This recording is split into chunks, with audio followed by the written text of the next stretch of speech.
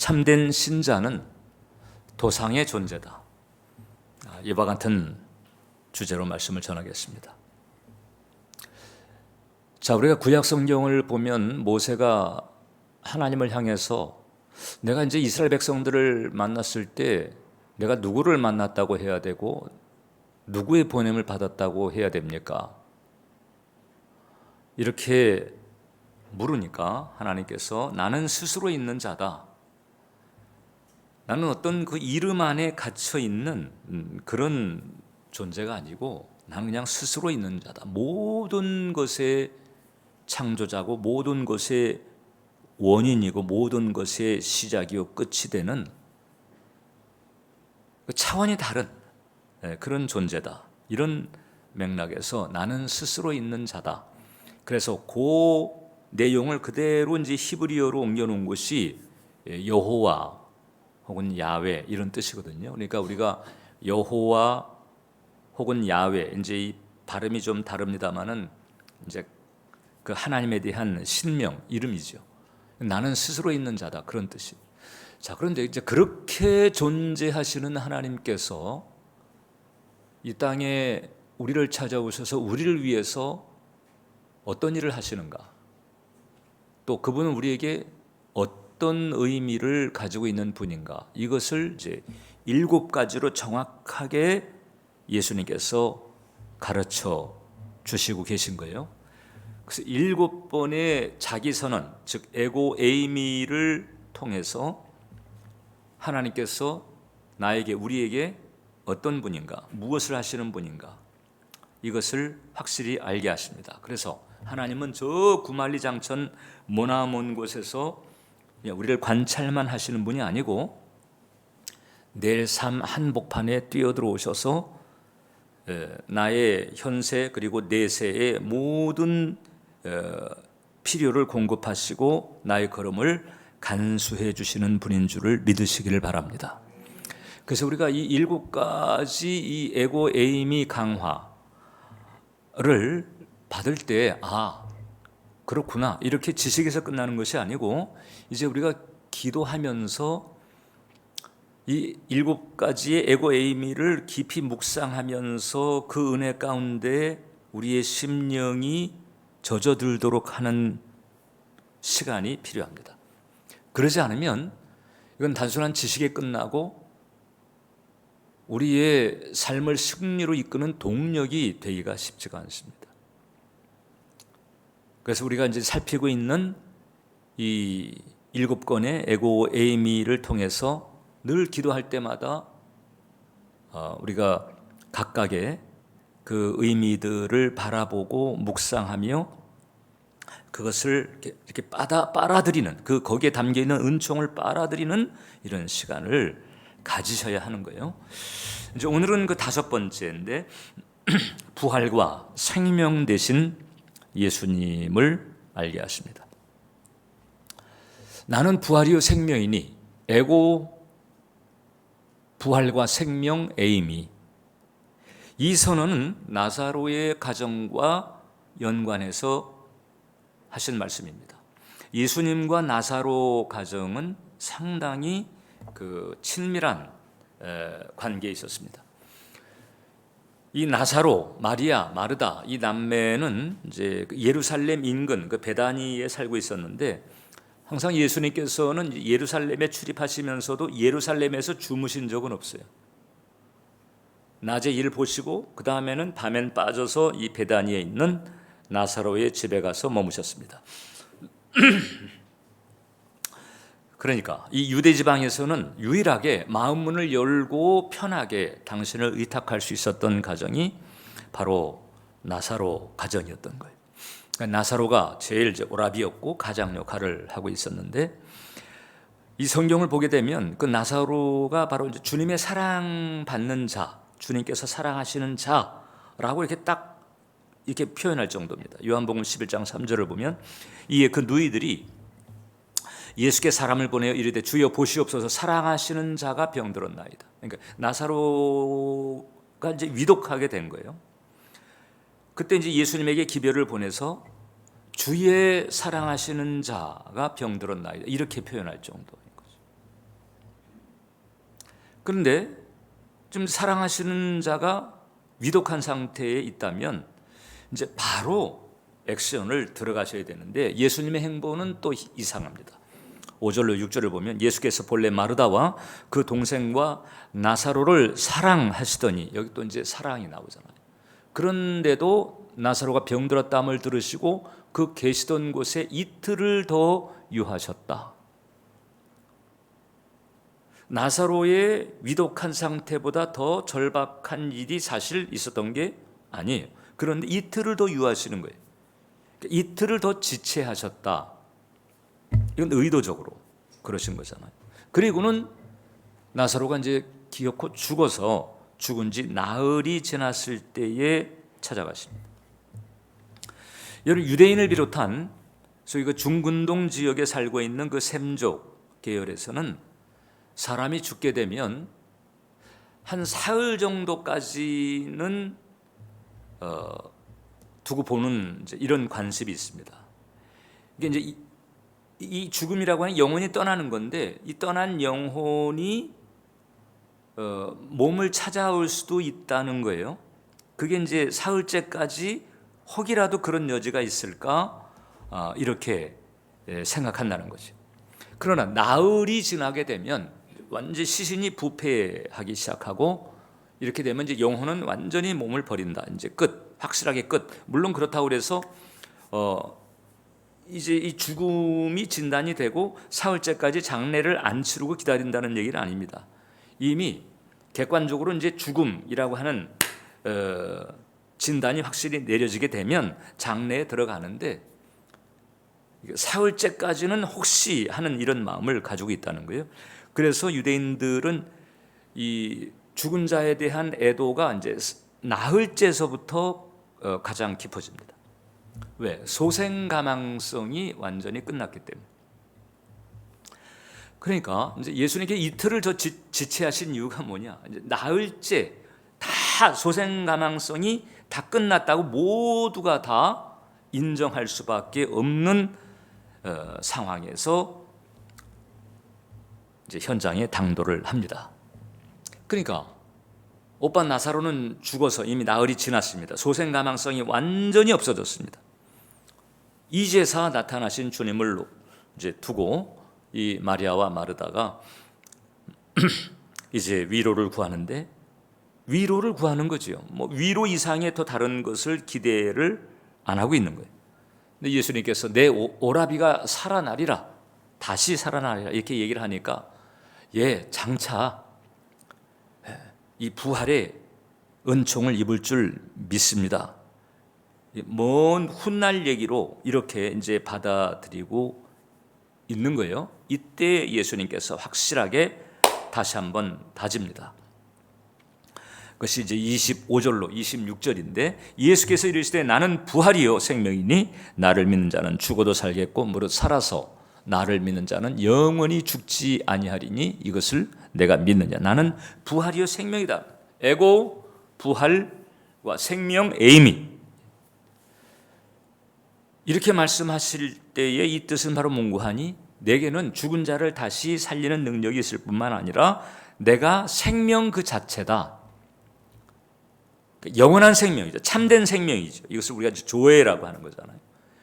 반면에 이제 나사로가 죽었잖아요. 죽기 이전에 육신의 생명을 비오스라고 하거든요. 비오스. 헬라 원어로는 그 비오스가 있고 조회가 있는 거예요. 비오스는 육신의 생명이에요. 이것은 사망 진단이 내려지게 되면 의사의 사망 진단으로 끝장나요. 근데 이제 영원한 생명이 있습니다. 이것을 조회라고 합니다. 예수님은 영원한 생명 그 자체요 생명의 주가 되십니다. 그러니까 이 육신의 죽음이라고 하는 것은 예수님에게 걸림이 되지 않습니다. 내가 생명 그 자체다. 그렇기 때문에 죽더라도 다시 살아날 수 있다. 자, 그러니까 내가 생명이요 부활이고 나를 힘 입는 자는 그 생명을 얻고 다시 부활하게 될 것이다. 이 깊은 영적인 이치를 선포를 하시는 거예요. 그리고는 이제 나흘된 그 시신 가운데서 나사로를 다시 살려내게 되십니다. 그런데 이 기적을 통해서 예수님께서 사람들이 가지고 있는 죽음에 대한 이해를 완전히 바꾸시는 거예요. 육신의 죽음, 물론 이제 우리가 살아있을 때 잠시 헤어지더라도 눈물 지을 수 있는 게 우리잖아요. 아들을 군대 보낼 때라든지, 혹은 또 부부지간에 장기간 출장으로 이렇게 떨어지게 된다든지, 부모 자녀 간에 그런 그 이별의 상황이 있을 때 눈물을 짓고, 그리고 외로움을 타고, 이제 그게 인지상정입니다. 자, 그러니까 이 생사로 말미암은 이별, 이 사별, 이제 이게 슬픈 일임에는 틀림이 없지만, 예수님께서는 이제 죽음에 대한 이해를 바꿔 놓으시면서, 그래서 소위 이제 삶과 죽음, 더 나아가서 이제 이 비오스와 이 조의 차이를 분명히 알려주시면서 죽음 그 자체를 넘어설 수 있도록 이끌어 가시는 거예요. 죽음으로 모든 것이 끝나는 것이 아니고, 그 죽음이라고 하는 것은 관문이다. 어떤 관문이냐? 부활의 영광으로 가는 관문이다. 영생 그리고 부활의 영광으로 가는 관문이다라고, 이 점을 분명히 하셨습니다. 그리고 초대교회 성도들은 이 부활에 대한 소망을 굳건히 가졌고, 그래서 이 육신의 죽음이라고 하는 것에 다 걸려 넘어지진 않았어요. 인지상정에서 오는 어떤 두려움이 있을 수 있고, 인지상정에서 오는 사별에 대한 슬픔 같은 것이 있을 수 있지만은, 그러나 거기에 아주 잠겨버리거나 거기에 그냥 헤매어서 빠져나오지 못하든가 하는 그런 게 없습니다. 다시 또 털어버리고 부활에 대한 소망, 영생에 대한 소망을 가지고 믿음의 길을 다시 굳건히 가는 거예요. 그래서 초대교회 신자들은 죽음을 두려워하지 않았습니다.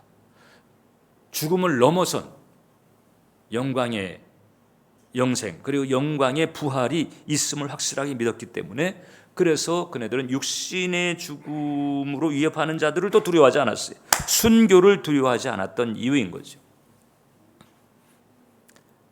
그래서 신자들에게는, 그때 초대교회 성도들만이 아니고 오늘 우리도 마찬가지입니다. 신자들에게 죽음이라고 하는 것은 생의 끝이 아니고 영원한 존재로 이행하는 과정이다. 이에 대한 진리를 예수님께서 가르쳐 주시는 거죠. 예수님을 믿은 자들은 그 예수님 때문에 참된 생명, 조회를 얻게 됐거든요. 이 조회는 몸의 죽음으로 끝나지 않아요. 몸의 죽음은 비웃을 끝나게 하지만, 이 몸의 죽음으로는 이 조회를 끝나게 할 수가 없어요. 이 조회는 몸의 죽음으로 소멸되지 않습니다. 이제 이 몸이 죽게 되면 오히려 그 조회의 완전한, 조회의 어떤 그 완전체를 누리게 되는 영광의 시즌으로 들어가게 되는 거예요. 그래서 그 R.C. 스프로울이라고 하는 신학자는 그렇게 얘기를 했습니다. 신자의 몸이 죽는 날은 그때까지 경험해 보지 못한 실제를 온전히 의식하게 되는 날이 오게 될 것이다. 이 죄와 저주로 가득한 세상, 그리고 죄성으로 찌들어 있는 이 육신을 딱 접어버릴 때, 그때 완전히 차원 다른, 마치 작고 까만 씨앗인데 거기에서 커다랗고 아름다운 열매, 커다랗고 이쁜 그런 꽃이 완전히 차원 다른 이런 전환이 일어나게 되는 것과 같은 이런 은총의 때가 바로 몸이 죽는 날 우리에게 열리게 되는 것이다, 이렇게 말합니다. 지난 5월 달에 그 미국 뉴욕에서 그 리디머 장로 교회라고, 사실 그 뉴요커들에게 복음을 전한다. 왜냐하면 뉴욕은요, 이 성공지향적인, 성취지향적인, 현실주의적인 그런 사람들이 몰려 사는 데가 뉴욕이거든요. 그러니까 뉴욕은 바쁘다는 거죠. 그리고 이 소비주의, 현실주의가 상당히 강력한 그런 지역인데, 거기에서 교회를 개척하고 복음을 전하면서 이제 이 뉴욕에서만 그친 것이 아니고 온 세계에 이 소위 이제 이 복음적인 사역을 한 목사님으로 많이 알려진 팀 켈러라고 하는 분이 계세요. 이분이 이제 몇 년 전서부터 이제 췌장암에 들어서 투병하다가 이제 지난 5월 19일 72세를 일기로 이제 소천을 하게 됩니다. 자, 이제 투병 과정에서 점차적으로 이제 몸의 연약함을 느끼게 되고 이제 죽음을 느끼게 되는 거잖아요. 이제 죽을 준비를 해야 되는 거죠. 자, 그러면 이제 이 물질계로 가득한 이생에서 이제 죽음 건너편에 들어가게 되는데, 그럼 이제 미지의 세계인 거잖아요. 물론 이제 성경을 통해 진리를 통해서 듣긴 했지만은 이제 내가 진짜 이제 그 영역에 내가 들어가게 된다.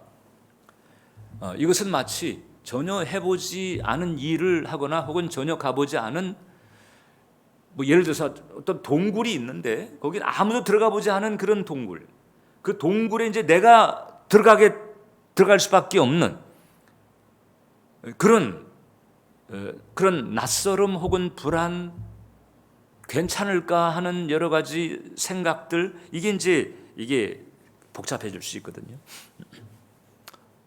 근데 팀 켈러 목사님이 이전까지는 죽음을 앞둔 사람들을 목회를 하고 사역을 하고 위로를 하고 소망을 주고 그랬는데, 막상 이제 당신이 이제 그 상황이 닥치게 되니까 여러 생각들이 사람이니까 있을 수밖에 없었던 거예요. 그런 과정에서 연약한 사람으로서 가질 수 있는 이제 그런 성정을 넘어서서 이제 복음적으로 마지막을 준비하고 복음적으로 죽음을 맞이하는 길을 가게 됩니다.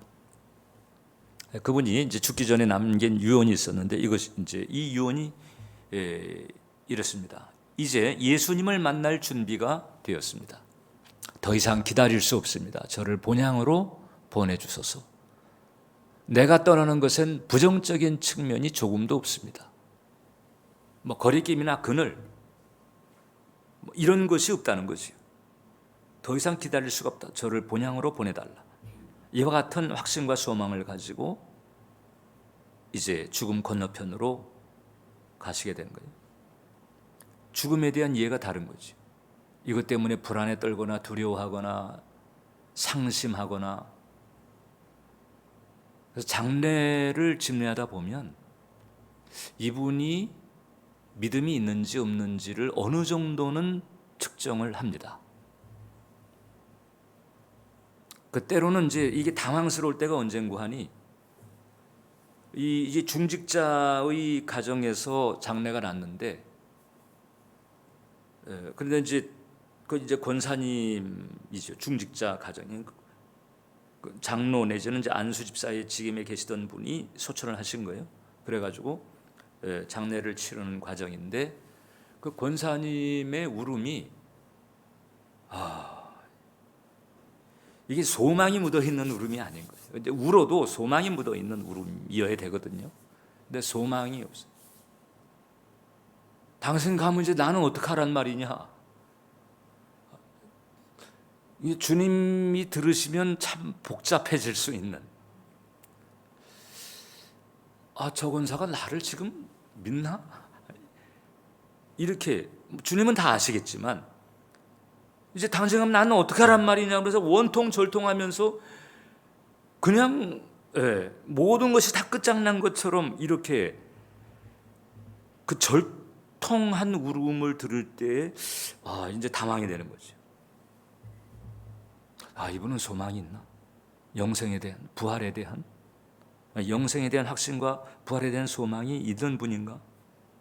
이제 그것이 있어도 울을 수는 있잖아요. 근데 그 부분이 어느 정도는 이제 느낌이 있는 거죠. 정확하다고는 할 수가 없어요. 정확한 건 주님께서 아시지만 어느 정도는 이분이 정말 믿음과 소망 가운데 이 상심을 극복하고 있는지 아닌지를 알 수 있는데, 그런 경우를 부딪히게 되면 당황을 하게 되는 거죠. 1600년대 이제 영국에서 그 성공회 사제로 이렇게 일했던 존 던이라고 하는 그 목사님이 있습니다. 이분은 이제 중병에 걸리기도 하고, 그 중병 때문에 하도 시달리다 보니까 이제 죽음을 생각하는 거예요. 차라리 그냥 천국 갔으면 좋겠다. 이런 그 마음을 가지기도 하고, 이제 그러다 보니까는 이제 자살론이라고 하는 것을 쓰기까지 할 정도였단 말이죠. 이제 그러다가 다시 이제 신앙이 회복이 되고 영성이 회복이 되고, 이 죽음에 대한 그 문제를 놓고 성찰하면서 이런 시를 썼습니다. 그 홀리 소네트라고 하는 이제 시편에서 이렇게 얘기합니다. 죽음이여 오만하지 말라. 비록 누군가가 너를 강하고 두렵다고 부를지라도 그대는 그러하지 않기 때문이니. 그대가 굴복시켰다고 생각하는 사람들도 죽지 않았도다. 어리석은 죽음이여 또한 그대는 나를 죽일 수도 없음이니라. 짧은 잠에서 깨어나면 우리는 영원히 깨어있는 것이니 죽음은 더 이상 존재할 것이 아니니라. 죽음이여 그대가 죽으리라. 죽음의 죽음을 선포하는 거예요. 이미 바울이 고린도전서 15장에서 선포한 바 있고, 이미 그 이전에 예수님께서 지금 이 요한복음 11장에서 나는 부활이요 생명이라고 할 때에 바로 죽음에 대한 죽음을 선고한 것과 다를 바 없는 거예요. 그리고 이 죽음에 대한 죽음을 넘어서서 이 영생의 극치, 그리고 이 부활의 이 영광의 축복, 이 은총이 이제 예수님께 접붙인 사람에게는 반드시 일어나게 돼 있습니다.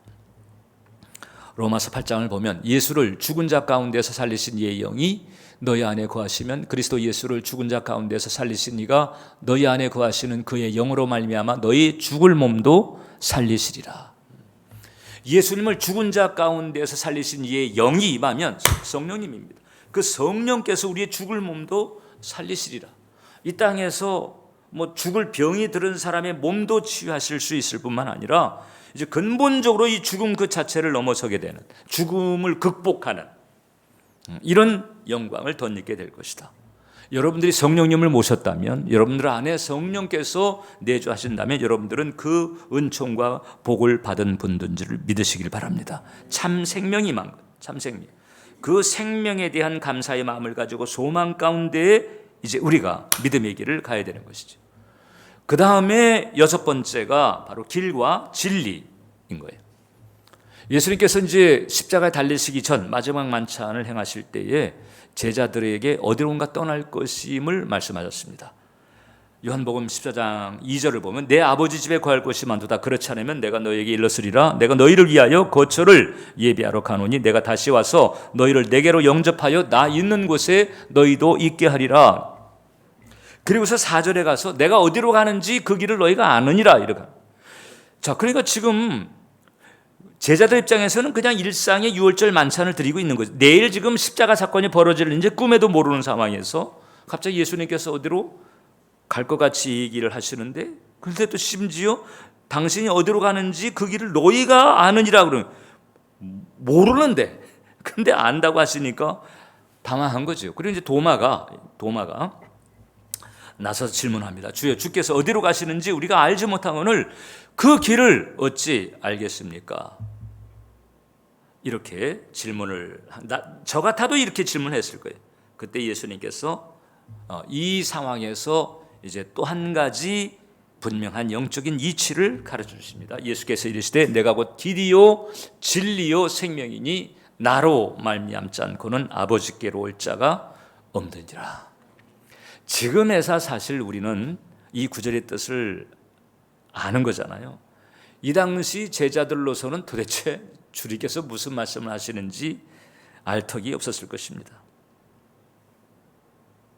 그 상황에서 이제 영적으로 이제 이 뭘 잘 모르는 이 제자들에게 꽝 터뜨리고 계신 거예요.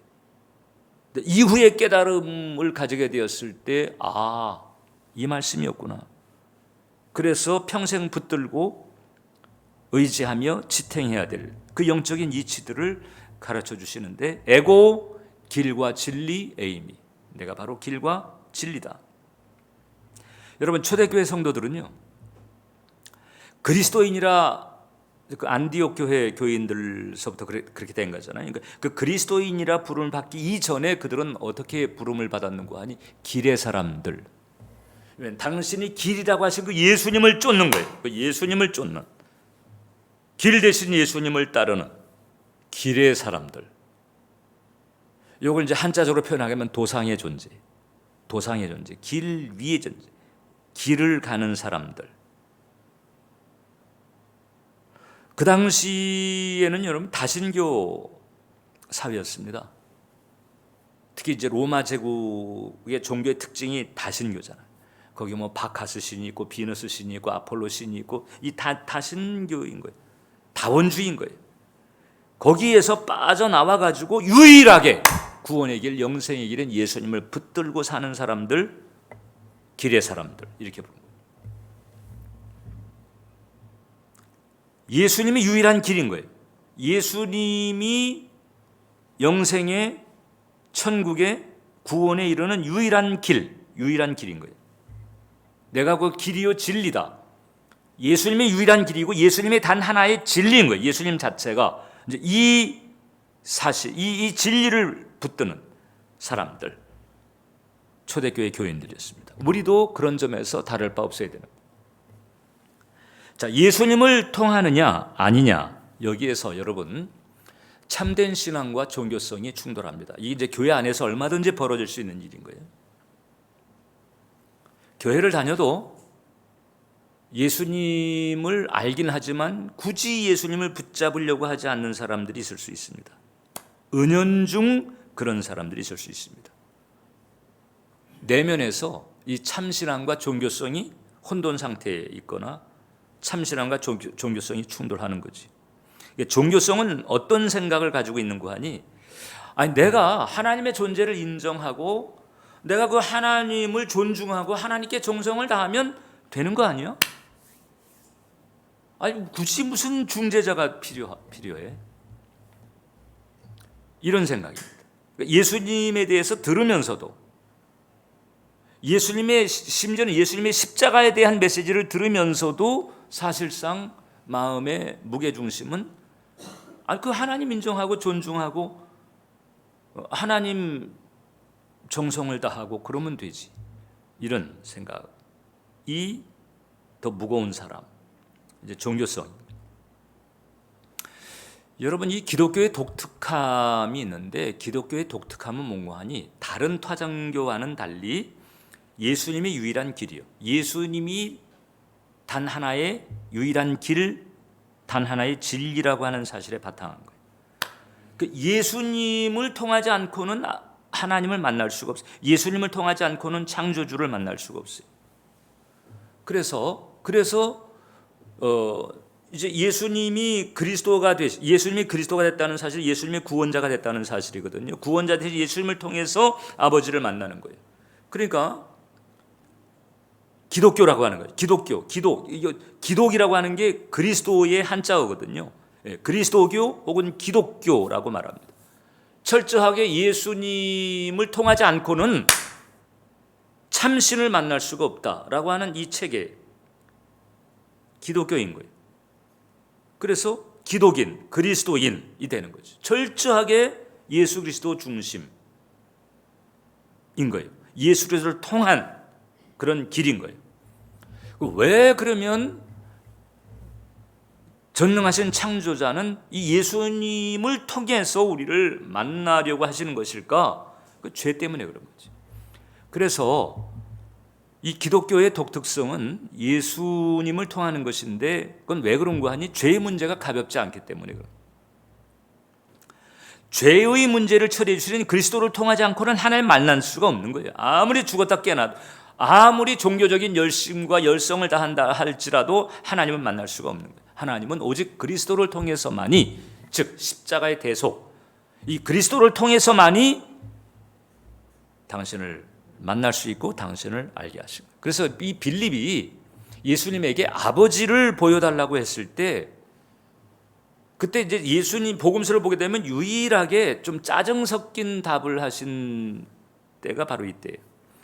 요한복음 14장 8절에 빌립이 이르되 주여 아버지를 우리에게 보여주옵소서, 그리하면 족하겠나이다. 이건 좀 아버지라고 한다면 이제 창조자잖아요. 그러니까 뭔가 창조주다운 어떤 그런 것을 알게 할 수 있는 표적, 파워, 뭔가 초자연적인, 그래서 그냥 우리로 하여금 그냥 무릎 꿇게 만들 수밖에 없는 그 뭔가를 좀 보여달라는 거예요.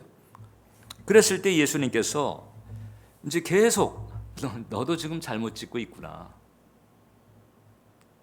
그러면서 이렇게 말씀하시는 거죠. 예수께서 이르시되 빌립아, 내가 이렇게 오래 너희와 함께 있을 때, 벌써 분위기가 내가 지금 이렇게 오래 너희하고 함께 있는데 내가 나를 알지 못하느냐, 나를 본 자는 아버지를 보았거늘 어찌하여 아버지를 보이라 하느냐.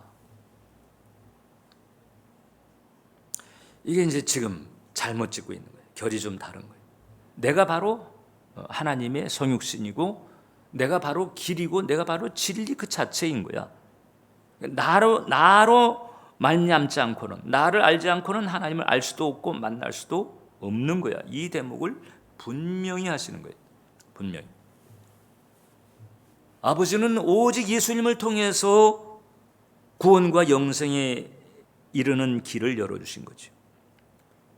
예수님을 통해서입니다. 근데 이제 많은 구도자들이 이 대목에서 딜레마에 빠집니다. 많은 구도자들은 빌립과 같은 마음을 가져. 아버지를 한번 보여줘 보세요. 그러면 믿지 않겠습니까? 아버지를 좀 체험하게 해주시면 무릎을 꿇지 않겠습니까? 좀 그렇게 할 수 있는 뭔가를 좀 보여줘 보세요. 이게 이제 사실 사람들이, 특별히 그 가운데서도 종교에 관심 있는 구도자들이 이제 가지고 있는 마음이거든요. 그런데 그네들에 대해서 하나님이 보여주신 건 뭔고 하니 이제 성육하신 예수님이거든요. 근데 그 성육하신 예수님 모습이 어떠냐? 이사야서 53장을 보면 그는 주 앞에서 자라나길 열한 순 같고 마른 땅에서 나온 뿌리 같아서 고운 모양도 없고 풍채도 없고 우리가 보기에 흠모할 만한 아름다운 것이 없도다. 오히려 예수님을 딱 대하고 보니까 흠모할 만한 아름다운 것은 저 로마 제국의 황제 내지는 뭐 기타 뭐 이런 돈 많고 권력 있고 이런 사람들이 이뤄놓은 것들, 그런 사람들이 걸치고 있는 것들, 이런 것들이 이제 사람들이 흠모할 만한 것들이거든요. 예수님에겐 그런 것이 없었더나. 근데 반면에 이제 유대인이나 이 빌립은 마저 뭔가 대단한 것을 구하는 거예요. 하나님에게서. 이게 상식적으로 그럴 수는 있어요. 하나님이시니까 뭔가 좀 하나님이라고 인정할 만한 좀 스펙타클한 이런 것을 구하는 거죠. 그런데 하나님은 어떤 코스를 지금 열어놓으셨는고 하니 이 죄 혹은 죄인됨, 이것을 깨닫고 사죄와 구원의 은총을 붙드는 이 길을 통해서 당신에게 나오게 하시는 거죠. 그 스펙타클한 걸 통해 가지고 사람이 변화되지 않는다는 거죠. 그 안에 죄성, 이게 견관진으로 딱 또아리를 틀고 있는 한 아무리 스펙타클한 것을 보여주어도 인간들은 변하지 않는다. 이게 벌써 출애굽에서 증명됐잖아요. 출애굽 같은 엄청난 일을 겪었는데 그러면 바로 같으면 벌써 무릎을 꿇었어야 되죠. 벌써 무릎을 꿇어. 스펙타클한 것에 사람 영혼이 변화되려면 무릎을 꿇었어야 돼. 안 꿇어요. 갈멜산 보세요. 정확하게 불이 떨어졌는데 뭐 아합이나 이세벨이 거기 뭐 무릎 꿇었나요? 천만에. 오히려 더 강포해졌습니다. 예수님이 오병이어 기적을 베풀었단 말이죠. 그런데 거기서 사람들은 이 기적 봐. 이분 있으면은 뭐 굶어 죽을 일 없겠네. 계속 그 수준에 머무는 거예요. 정말 하나님이 원하시는 그 멘탈을 가지고 하나님 앞에 나오는 변화가 없는 거예요.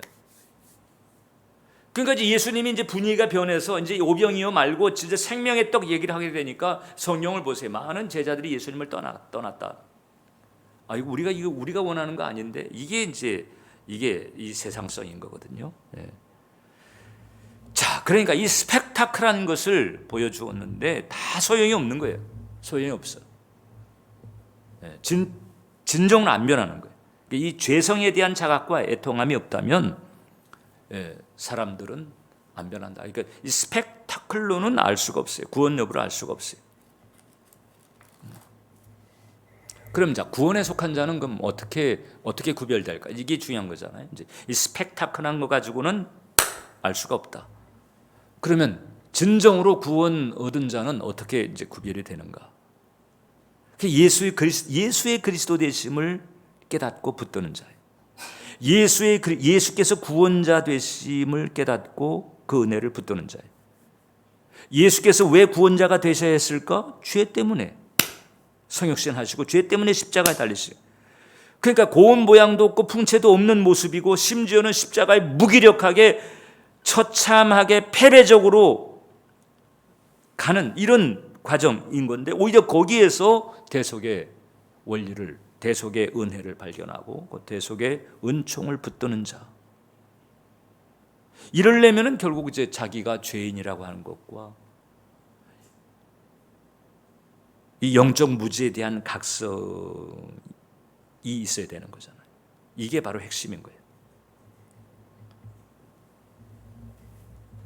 이게 바로 구원에 속한 자의 내면에 주시는 은총인 거죠. 그런데 구원이 없는 자는 어떻게 하는 줄 아세요? 여전히 교회를 다녀도 마찬가지예요. 여러분, 구원이 없는 자는 어떻게 되는 거 아니에요? 계속 자신의 내면을 안 건드려. 자신의 영혼, 자신의 영성은 안 건드리고 계속해서 보여줘 보세요. 좀 보여줘, 해결해 줘 보세요. 좀 줘 보세요. 계속 여기에만 자꾸 집착하는 거예요. 아버지는 예수님의 이 성육신의 사랑, 십자가의 대속의 은혜 아니고는 만날 수가 없는 분인 거예요.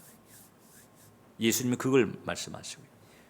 여기에 바탕한 것이 바로 기독교 신앙이고 기독교 영성인 거죠. 예수님만이 유일하게 아버지께로 영생의 완전함으로 가게 하는 유일한 내비게이션이다.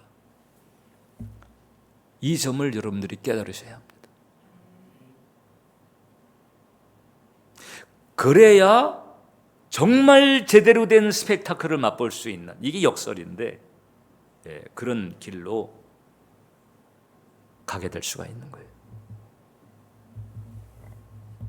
예수님이 부활이요 생명이고 예수님이 유일한 길과 진리라고 하는 사실이 마음속에 와 닿고, 아 맞아, 정말 그래, 너무 감사하고 고맙다, 이런 깨달음이 오는 사람이 복된 것입니다. 원컨대 여러분들이 이 현실주의, 소비주의, 물질주의로 팽배한 이 세상의 풍조에 잡히지 말고 거기에서 헤어나오지 못하는 이런 상태가 되어서는 안 되는 거죠. 그걸 넘어서서 참 생명이 되시고 이 부활의 영광을 우리를 위해서 예비하신 대속의 주 그리스도를 붙들고 그분을 통해서 아버지를 만나는 이런 은총의 길을 계속해서 굳건히 걷게 되시기를 주님의 이름으로 축원합니다. 기도하겠습니다. 살아계신 하나님, 예수님께서 부활이요 생명이 되시고 길과 진리가 되십니다. 이것이 무엇을 의미하는지를 새롭게 온전히 깨달으면서 참된 신앙, 참된 영성의 길을 걷게 해 주시옵소서. 오직 예수 그리스도를 통해서만이 당신을 만날 수 있는 길을 여신 하나님의 그 섭리, 하나님의 경륜을 헤아리면서 예수 그리스도를 통해서 하나님을 온전히 만나고 깊이 만나고 충만히 체험하는 은혜를 얻게 해 주옵소서. 예수님의 이름으로 기도합니다. 아멘.